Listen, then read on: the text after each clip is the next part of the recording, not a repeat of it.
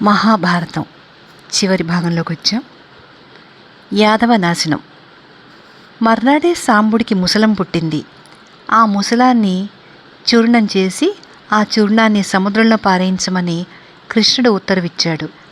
తర్వాత అతను ఎవరూ తాగరాదని, తాగిన వాళ్లను కొరత వేయిస్తానని ప్రకటన చేశాడు. వృష్టి అంధకులు ఎంత జాగ్రత్తగా ఉన్నప్పటికీ దుశ్శకునాలు కనిపించాయి. ఎక్కడ చూసినా ఎలుకలు చెలరేగాయి. యాదవులలోనే అవలక్షణాలు తలెత్తాయి. పెద్దలంటే ఆదరం పోయింది. భార్యాభర్తలు పరస్పరం తిట్టుకోసాగారు. భోజనంలో పురుగులు కనిపించడం మొదలుపెట్టాయి. ఇలాంటి శకునాలే భారత యుద్ధం జరగబోయే ముందు కూడా కనిపించి ప్రజాక్షయం సూచించాయి.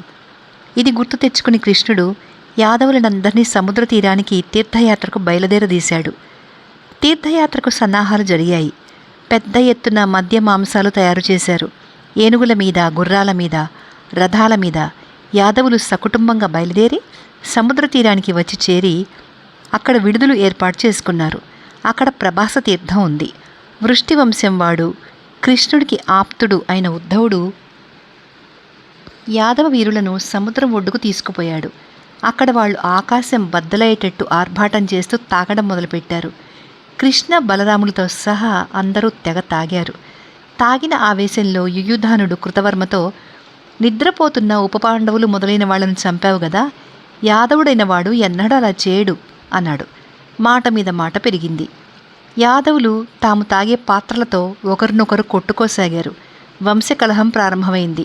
ప్రద్యుమ్నుడు భోజుల మీదికి వెళ్ళాడు. భోజులు సాత్యకిని ప్రద్యుమ్నుని చంపారు.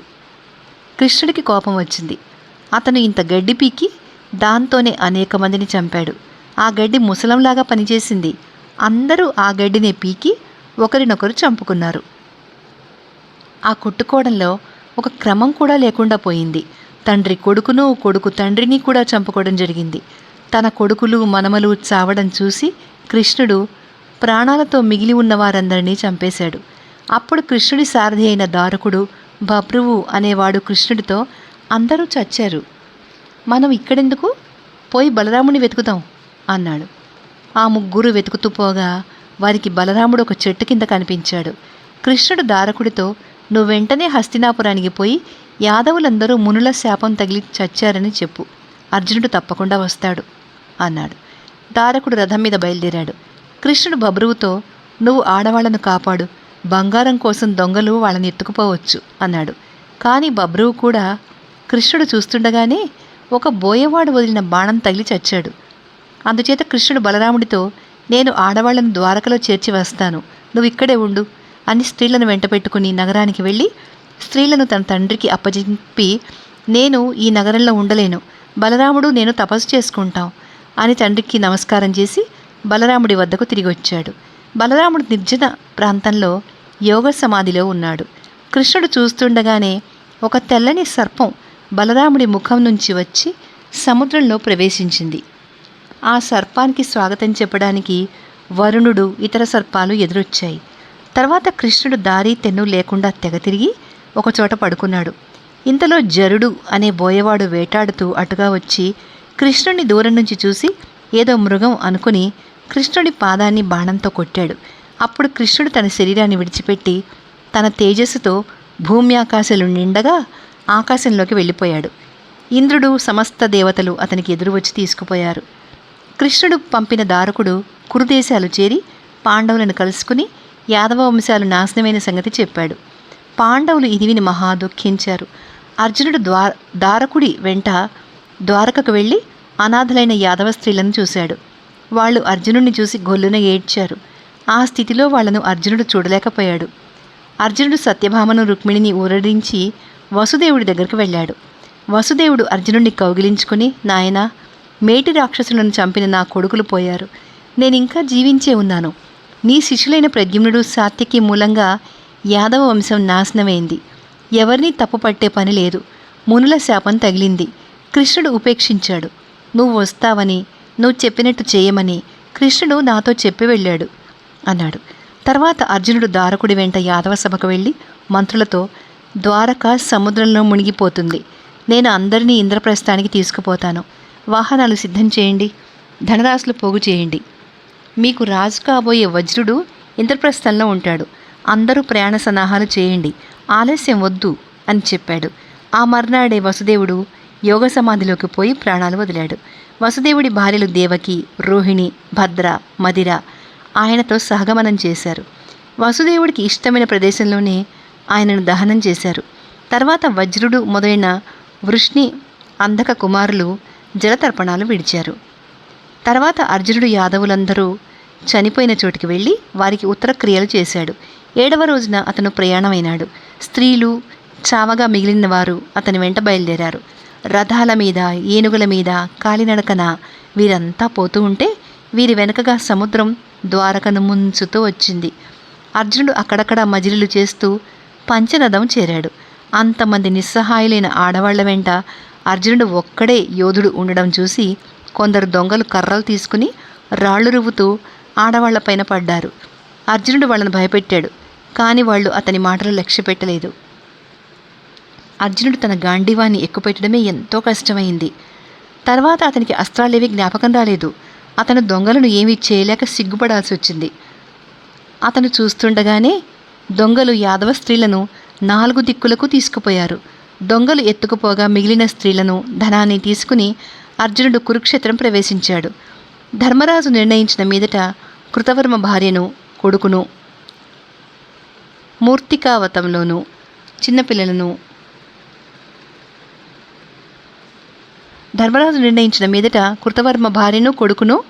మార్తికావతంలోనూ చిన్నపిల్లలను, స్త్రీలను, ముసలివాళ్లను ఇంద్రప్రస్థంలోనూ, సాత్యకి కొడుకును సరస్వతిలోనూ ఉంచి వజ్రుణ్ణి ఇంద్రప్రస్థానికి రాజుగా చేశారు. అక్రూరుడి భార్యలను వజ్రుడి రక్షణలో ఉంచారు. కృష్ణుడి భార్యలలో రుక్మిణి మొదలైన వారు అగ్నిప్రవేశం చేయగా సత్యభామ మొదలైన వారు అడవికి వెళ్ళి తపస్సు చేసుకున్నారు. తర్వాత అర్జునుడు వ్యాసుడి ఆశ్రమానికి వెళ్ళాడు. అతని చూడగానే వ్యాసుడు, అర్జున, ఇంత దీనంగా కనబడుతున్నావు, ఏం జరిగింది అని అడిగాడు. దానికి అర్జునుడు, మహాత్మా, నాకు విచారం ఎందుకుండదు? కృష్ణుడు బలరాముడు చనిపోయారు. మునుల శాపం తగిలి యాదవులందరూ నశించారు. ఎలాంటి శస్త్రాల దెబ్బలకైనా తట్టుకోగల మహావీరులు తుంగగడ్డితో కుట్టుకుని చచ్చిపోయారు. ఇదంతా నాకు చాలా బాధ కలిగించింది. కృష్ణుడు లేని ఈ లోకంలో నేను ఎలా ఉంటానో తెలియడం లేదు. ఇది ఇలా ఉండగా ఇంతకన్నా దారుణం జరిగిపోయింది. నా పరాక్రమం అంతా పోయింది. దొంగలు యాదవ స్త్రీలను ఎత్తుకుపోతూ ఉంటే నేను వాళ్ళని వారించలేకపోయాను. నా మనసు వికలంగా ఉంది,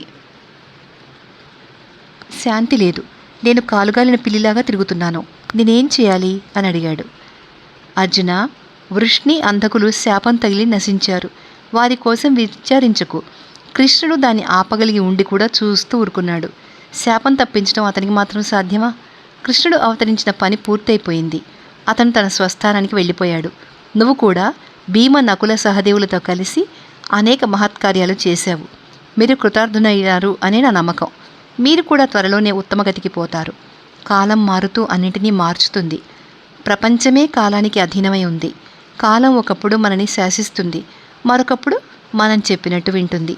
నీ అస్త్రాలకు పని తీరిపోయింది, అవి పోయాయి అన్నాడు వ్యాసుడు. అర్జునుడు హస్తినాపురానికి వెళ్ళి ధర్మరాజుతో తాను ద్వారకలో చేసిందంతా చెప్పాడు. అంతా విన్న మీదట ధర్మరాజుకు మహాప్రస్థానం చేయాలన్న ఆలోచన కలిగింది. ఆయన అర్జునుడితో, తమ్ముడా, కాలం అన్ని ప్రాణులను బంధిస్తుంది అన్నాడు. పాండవులందరికీ రాజ్యత్యాగం చేసి మహాప్రస్థానం పోవాలన్న కోరిక కలిగింది. ధర్మరాజు యుయుత్సుని పిలిచి అతనికి రాజ్యం ఇచ్చాడు. తన రాజ్యానికి పరీక్షిత్తును రాజుగా చేశాడు. హస్తినాపురానికి పరీక్షిత్తు, ఇంద్రప్రస్థానికి వజ్రుడు రాజుగా ఉండేటట్లు ఏర్పాటు జరిగింది. ఇద్దరినీ కనిపెట్టుకుని ఉండమని ధర్మరాజు సుభద్రకు చెప్పి ద్వారకలో చనిపోయిన కృష్ణుడు, బలరాముడు, వసుదేవుడు, సాత్యకి, ప్రద్యుమ్నుడు మొదలైన వారికందరికీ శాస్త్రోక్తంగా శ్రాద్ధక్రియలు జరిపాడు. పాండవుల స్వర్గారోహణ. తర్వాత ధర్మరాజు విందు భోజనాలతో ఋషులను తృప్తిపరిచి కృష్ణుడి తరఫున గొప్ప దానాలు చేశాడు. పరీక్షితును కురుపుడికి శిష్యుడిగా ఇచ్చేశాడు. తన మంత్రులను పిలిచి తాను మహాప్రస్థానం చేయబోతున్నట్టు చెప్పాడు. వాళ్ళు అభ్యంతరాలు చెబితే వారిని ఎలాగో ఒప్పించాడు. తర్వాత పంచపాండవులు, ద్రౌపది తమ ఆభరణాలని తీసేసి నారబట్టలు ధరించారు. తమ అగ్నులు అన్నిటినీ నీట కలిపి బయలుదేరారు. ఆ స్థితిలో వాళ్ళను చూస్తూ ఉంటే జూదంలో ఓడి వారు వనవాసం బయలుదేరడం గుర్తుకొచ్చి పౌర స్త్రీలు దుఃఖించారు. కానీ పాండవులు మాత్రం ఏమాత్రం చింతించలేదు. వారు నగరం దాటిపోతుంటే కుక్క ఒకటి వారి వెంట బయలుదేరింది. కుక్కతో సహా 7 మహాప్రస్థానం బయలుదేరారు. వాళ్ల ఉద్దేశాన్ని మార్చే ఉద్దేశంతో కొందరు పౌరులు వారి వెంట కొంత దూరం వెళ్ళి వెనక్కి తిరిగారు. ద్రౌపదితో సహా పాండవులు వెళ్ళిపోయేసరికి ఉలూపి గంగానదిలోకి, చిత్రాంగద మణిపురానికి వెళ్ళిపోయారు. పాండవుల మిగిలిన భార్యలు పరీక్షిత్తు వెంట ఉండిపోయారు. ముందుగా పాండవులు తూర్పు దిక్కుగా, ఒకరి వెంట ఒకరు, ఒకరి వెనుకగా ఒకరు నడుస్తూ ప్రయాణించారు. అనేక దేశాలు, నదులు దాటి కాలక్రమాన లౌహిత్యం అనే సముద్రాన్ని చేరారు. అర్జునుడు ఈ మహాప్రస్థానంలో ఇంకా తన గాంధీవాన్ని, అక్షయ తూణీరాలను తన వెంటనే ఉంచుకుని ఉన్నాడు. వారి దారిలో అగ్నిదేవుడు కొండలాంటి శరీరంతో వారికి ఎదురు తగిలి, పాండవులారా, నేను అగ్నిదేవుణ్ణి. అర్జునుడికి ఇక గాంధీవంతో పనిలేదు. దాన్ని అతను వదిలిపెట్టాలి. ఇది వరుణుడిది. దీన్ని వరుణుడికి తిరిగి ఇచ్చేయాలి అన్నాడు. అర్జునుడు మిగిలిన వాళ్ళు చెప్పిన మీదట తన గాంధీవాన్ని, అక్షయ తూణీరాలను సముద్రంలో పడేశాడు. తర్వాత పాండవులు దక్షిణంగా తిరిగి సముద్ర తీరం వెంబడి నైరుతి దిశగా నడిచి పడమరకు తిరిగారు. సముద్రంలో మునిగిన ద్వారక వారికి కానవచ్చింది. అక్కడ నుంచి వారు ఉత్తరంగా నడిచారు. వారికి హిమాలయాలు తగిలాయి. వాటిని దాటి వెళ్ళగా వారికి మేరుపర్వతం కనిపించింది. ఇలా వారు నడుస్తూ ఉండగా దారిలో ద్రౌపది చచ్చి పడిపోయింది. భీముడు ఆ సంగతి ధర్మరాజుకు చెప్పేసరికి ధర్మరాజు వెనక్కి తిరిగైనా చూడకుండా ముందుకు సాగాడు. తర్వాత కొంతసేపటికి సహదేవుడు పడిపోయాడు. ఇలా వరుసగా నకులుడు, అర్జునుడు కూడా పడిపోయిన సంగతి భీముడు ధర్మరాజుకు తెలిపాడు. తర్వాత భీముడు కూడా తాను పడిపోతున్నాను అని చెప్పి పడిపోయాడు. ధర్మరాజు మాత్రం వెనక్కి తిరిగి చూడకుండా ముందుకు సాగాడు. కుక్క మాత్రం ధర్మరాజు వెనకగా నడుస్తూనే ఉంది. కొంతసేపటికి పెద్ద మోతతో ఇంద్రుడు తన రథంలో వచ్చి ధర్మరాజును ఆ రథంలో ఎక్కమన్నాడు. ధర్మరాజు ఇంద్రుడితో, నా తమ్ములంతా చనిపోయారు కదా, వారు కూడా నాతో రావాలి. ద్రౌపది కూడా మా వెంట ఉండాలి. ఇందుకు సమ్మతించు. వాళ్ళు లేకుండా నేను స్వర్గానికి పోకోరను అన్నాడు. దానికి ఇంద్రుడు, వాళ్ళందరూ తమ శరీరాలను వదిలిపెట్టి ఇదివరకే స్వర్గానికి చేరారు. నీకు బొందితో స్వర్గం లభిస్తోంది అన్నాడు. అయితే ఈ కుక్క ఎంతో విశ్వాసంతో నా వెంట వస్తోంది. దాన్ని కూడా స్వర్గానికి తీసుకుపోవాలి అన్నాడు ధర్మరాజు. నా అంత వాడివై స్వర్గానికి పోతున్న నీకు ఇంకా ఈ కుక్కతో ఏం పని? దీన్ని విడిచిపెట్టు అన్నాడు ఇంద్రుడు. ధర్మరాజు అందుకు ఒప్పుకోలేదు. కుక్కలకు స్వర్గంలో చోటు లేదని ఇంద్రుడు ఎన్ని విధాలుగా చెప్పినా ఆయన వినిపించుకోలేదు. అప్పుడు కుక్క రూపంలో ఉన్న యముడు ధర్మరాజు ముందు ప్రత్యక్షమై, నిన్ను వనవాసం అప్పుడు యక్షుడి రూపంలో ఒకసారి పరీక్షించాను. ఇప్పుడు మళ్ళీ కుక్క రూపంలో పరీక్షించాను. నీతో సమానుడు స్వర్గంలో కూడా లేడు. శరీరంతో నువ్వు ఉత్తమలోకాలకు పోగలవు అన్నాడు. ఇంద్రుడు, యముడు, మరుత్తులు, అశ్వని దేవతలు, ఇతర దేవతలు ధర్మరాజును రథంలో కూర్చోబెట్టి తమ విమానాలలో ఆయన వెంట బయలుదేరారు. ఎందరో రాజర్షులు ఉత్తమలోకాలకు వచ్చారు. కానీ బొందితో ఇలా స్వర్గానికి వస్తున్న ధర్మరాజుకు ఎవరూ సాటికారు అని నారదుడు అన్నాడు. సుఖమైన దుఃఖమైన నా తమ్ములు లేని స్థానం నాకు అవసరం లేదు అన్నాడు ధర్మరాజు. ఇంద్రుడు ఆయనతో, రాజా, ఉత్తమలోకాలకు పోతున్నా నువ్వు మానవ సంబంధాలను విడిచిపెట్టవేమిటి? నీ తమ్ములు ఉత్తమలోకాలకు పోలేదు. ఈ స్వర్గాన్ని, దేవతలను, సిద్ధులను, దేవర్షులను చూడు అన్నాడు. నా తమ్ములను విడిచి ఉండలేను. వాళ్ళు, ద్రౌపది మా కొడుకులు. ఎక్కడ ఉంటే నేను అక్కడికి పోతాను అన్నాడు ధర్మరాజు. స్వర్గానికి చేరుకున్న ధర్మరాజు అక్కడ ఉత్తమ ఆసనం మీద కూర్చుని దేవతల మధ్య వెలిగిపోతున్న దుర్యోధనుణ్ణి చూశాడు. ఆయనకు వెంటనే అసూయ పుట్టి అక్కడి నుంచి వెనక్కు తిరిగి, లోబి అయిన ఈ దుర్యోధనుడితో పాటు నాకు స్వర్గసుఖాలు వద్దు అన్నాడు. నారదుడు నవ్వి, రాజా, స్వర్గంలో పాత పగలు విడిచిపెట్టాలి. ఈ దుర్యోధనుడు వీరమరణం పొంది స్వర్గం సాధించుకున్నాడు అన్నాడు. దానికి ధర్మరాజు, సమస్త పాపాలకు ఒడికట్టిన ఈ దుర్యోధనుడికి స్వర్గం లభిస్తే మహాపుణ్యాత్ములైన నా తమ్ములకు ఏ ఉత్తమ లోకాలు లభించాయో నేను తెలుసుకోవాలి. దృష్టద్యుమ్నుడు, అభిమన్యుడు, ఉపపాండవులు మొదలైన వారు ఎక్కడ ఉన్నారో నేను చూడాలి అన్నాడు. కర్ణుడు, తన కోసం యుద్ధంలో ప్రాణాలర్పించిన రాజులు స్వర్గంలో కనిపించకపోవడం చూసి ధర్మరాజు ఆశ్చర్యపోయాడు. ఆయన అలా అనడం విని, వారున్న చోటికే పద, నీ ఇష్ట ప్రకారం జరపమని ఇంద్రుడు మాకు ఆజ్ఞ ఇచ్చాడు అన్నారు దేవతలు. వాళ్ళు ఒక దూతను పిలిచి ధర్మరాజుకు ఆయన కోరిన వారందరినీ చూపమన్నారు. ఆ దూత ధర్మరాజుతో భీముడు మొదలైన వారున్న చోటికి బయలుదేరాడు. వాళ్ళు వెళ్లే దారిలో పాపులున్నారు. మార్గం నడవడానికి ఏమీ సుఖంగా లేదు. దారి నిండా నెత్తురు, మాంసము ఉన్నాయి. ఈగలు దొమలు ముసురుతున్నాయి. ఎటు చూసినా జుట్టు, ఎముకలు, క్రిమికీటకాలు, మంటలు ఉండి భయంకరంగా కనపడుతున్నాయి. దారిలో సెగలు కక్కుతున్న వేడి నీరు కల నది కనిపించింది. ధర్మరాజు తన ముందు నడిచే దేవదూతతో, ఇలా మనం ఇంకా ఎంత దూరం వెళ్ళాలి అన్నాడు.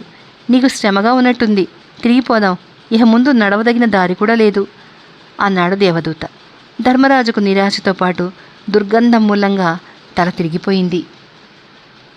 ఇంతలో కొన్ని గొంతులు దీనంగా, ధర్మరాజా, నువ్వు రావడం వల్ల మాకు కాస్త సుఖంగా ఉంది, 2 ఘడియలు ఆగు అనడం వినిపించింది.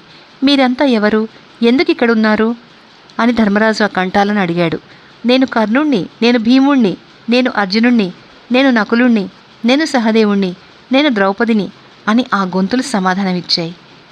ఇది విని ధర్మరాజు తనలో, ఈ పుణ్యాత్ములంతా ఏ పాపాలు చేశారు, ఏ పుణ్యం చేసి దుర్యోధనుడు స్వర్గసుఖాలు అనుభవిస్తున్నాడు, ఇదంతా ఏమిటి, నేను నిద్రపోతున్నానా, మేలుకునున్నానా, నాకు పిచ్చిగాని పట్టిందా అని రకరకాలుగా బాధపడ్డాడు. ఆయనకు దేవతల మీద, ధర్మం మీద అమితమైన కోపం వచ్చి తిట్టిపోశాడు. తర్వాత ఆయన దేవదూత కేసి తిరిగి, నువ్వు ఎవరి దూతవో వారి దగ్గరికి పో, నేను వారి వద్దకు రానని చెప్పు, నేను నా సోదరులను విడిచి రాను, నా రాకతో వాళ్ళు కాస్త సుఖపడుతున్నారు అన్నాడు. దేవదూత ఇంద్రుడి వద్దకు తిరిగి వెళ్ళి జరిగిన సంగతి చెప్పాడు. ధర్మరాజు 2 గడియల పాటు అక్కడే ఉండిపోయాడు. ఇంతలో ఇంద్రుడు మొదలైన దేవతలు అక్కడికి వచ్చారు. వారు రాగానే అక్కడి చీకటంతా పోయింది. పాపుల ఆక్రందనలు పోయాయి. వైతరణి అదృశ్యమైంది. సుఖమైన వాయువులు వీచి సువాసనలు వచ్చాయి. ఇంద్రుడు ధర్మరాజుతో, ధర్మరాజా, నీ ప్రవర్తనను దేవతలు మెచ్చారు, ఇక చాలు వచ్చి, నువ్వు సిద్ధి పొందావు, నీకు నీ తమ్ములకు ఉత్తమ లోకాలు కలుగుతున్నాయి, కోప్పడవద్దు. రాజైనవాడు నరకం చూడక తప్పదు. ప్రతి వ్యక్తి తాను చేసిన పుణ్యపాపాలలో ముందు పుణ్యం అనుభవిస్తే తర్వాత పాపం అనుభవించక తప్పదు. అలాగే ముందు పాపం అనుభవించిన వాడు తర్వాత పుణ్య ఫలితం పొందుతాడు. తక్కువ పాపం చేసినవాడు ముందుగా నరకం అనుభవిస్తాడు. అందుకే నిన్ను ముందు నరకానికి పంపాను. నీ తమ్ముళ్ళు ద్రౌపది కూడా తాము చేసుకున్న కొద్ది పాపానికి నరకం అనుభవించారు. వారికి పాప విముక్తి కలిగింది. ఇప్పుడు నీ వారంతా స్వర్గంలో ఉంటారు. వచ్చి చూడు, నీవు కర్ణుడి గురించి కూడా ఆతురతపడుతున్నావు. అతనికి కూడా స్వర్గప్రాప్తి కలిగింది. నువ్వు రాజులు సంపాదించే కన్నా ఎక్కువ పుణ్యం సంపాదించావు. హరిశ్చంద్రుడు, మాంధాత, భగీరథుడు, దుష్యంతుడి కొడుకైన భరతుడు పొందిన స్థానాలు నీకు లభిస్తున్నాయి. ఇదిగో ఆకాశగంగ, ఇందులో స్నానం చేశావంటే నీ మానవ భావాలన్నీ పోతాయి అన్నాడు. ధర్మరాజు ఆకాశగంగలో తన మానవ శరీరాన్ని విడిచిపెట్టి తిన్నగా తన వారున్న చోటికి వెళ్ళాడు. అక్కడ ఆయనకు కృష్ణుడు కనిపించాడు. అతను ఇప్పుడు కూడా గుర్తించదగిన రూపంలోనే ఉన్నాడు. అర్జునుడు కృష్ణుడి వెంటనే ఉన్నాడు. ధర్మరాజును చూసి వాళ్ళు గౌరవంగా ఆయనను సమీపించారు. ఇంకొక చోట ఆదిత్యులలాగా ప్రకాశిస్తూ కర్ణుడు కనిపించాడు. భీముడు పూర్వపు రూపంలోనే మరుద్గణాల మధ్య కానవచ్చాడు. అలాగే నకులు, సహదేవులు అశ్విని దేవతల స్థానంలో కనిపించారు. ఇంద్రుడు ధర్మరాజుకు ద్రౌపదిని, ఆమె కొడుకులను, ధృతరాష్ట్రుణ్ణి, అభిమన్యుణ్ణి, పాండురాజును, కుంతీమాద్రులను, భీష్మ ద్రోణులను, ఇతర యోధులను చూపించి వారిని గురించిన వివరాలు కూడా చెప్పాడు. ఇంతటితో మహాభారతం అయిపోయింది. మీరందరూ శ్రద్ధగా విన్నందుకు ధన్యవాదాలు.